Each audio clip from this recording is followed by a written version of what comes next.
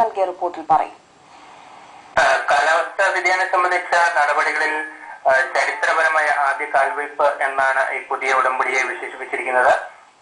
ഇതിൽ China, India, south Africa, America എന്നീ രാജ്യങ്ങൾ ചേർന്നാണ് ഇതിൽ ഒപ്പുവച്ചിരിക്കുന്നത്. എന്നാൽ ഇതിൽ പുതിയ ഈ കരാർ സംബന്ധിച്ച് മറ്റ് എല്ലാ രാജ്യങ്ങൾക്കും ഇത് പൊതുവെ തൃപ്തികരമായിട്ടില്ല എന്നാണ് സൂചന. എങ്കിൽ പോലും കാലാവസ്ഥാ വ്യതിയാനത്തിന്റെ പ്രത്യാഘാതങ്ങൾ നേരിടാൻ പുതിയ ഫലപ്രദമായ നടപടികൾ സ്വീകരിക്കാൻ ഈ കരാർ ഉതകും എന്നാണ് വിശ്വസിക്കുന്നത്.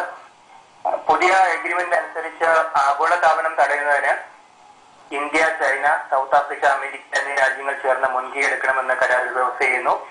അതോടൊപ്പം ആഗോളതാപനത്തിന് കാരണമാകുന്ന ഹരിതഗൃഹവാതകങ്ങൾ പുറന്തള്ളുന്നത് നിയന്ത്രിക്കാൻ എന്തൊക്കെ നടപടികളാണ് സ്വീകരിക്കാൻ കഴിയുക എന്ന് പരിശോധിക്കും.